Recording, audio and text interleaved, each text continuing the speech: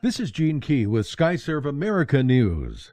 A new law now in effect requires New York City restaurants to place salt warnings on their menus. UPI.com contributed to this report. New York City diners will now see little black triangles on restaurant menus to denote high-sodium dining choices. A new law went into effect Tuesday requiring the city's restaurants to identify menu items containing more than the recommended daily maximum of sodium, 2,300 milligrams. The items will be marked with the symbol of a salt shaker within a black triangle. It follows New York City's banning of trans unsaturated fats and a requirement for menus to list calorie counts in foods. The latest regulation is a source of contention for the National Restaurant Association, which said it plans a lawsuit. The restaurants group says the regulation places an overly onerous and costly burden on eating establishments already dealing with state law gradually increasing their employee minimum wage to $15 per hour.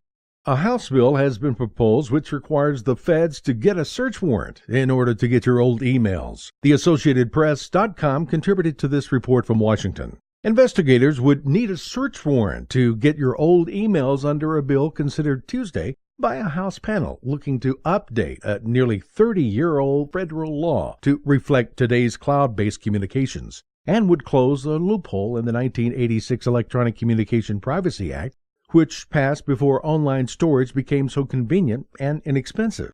The current law gives the government access to emails older than 180 days with just a subpoena. The emails were considered abandoned at the time when there was rarely enough storage space to hold emails longer than 6 months.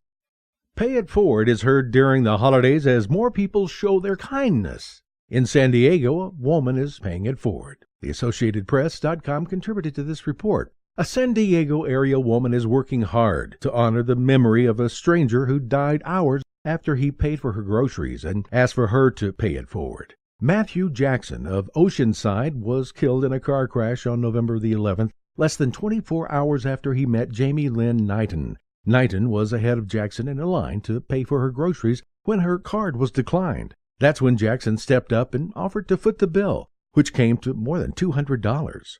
The 28-year-old wanted one thing in return, as long as you promised to do it for somebody else. Knighton later called his employer, a local gym, only to find out he had died when a car he was in struck a tree. Knighton said she believed Jackson didn't die in vain. She said she's working to further honor the man's legacy and is encouraging others to pay it forward.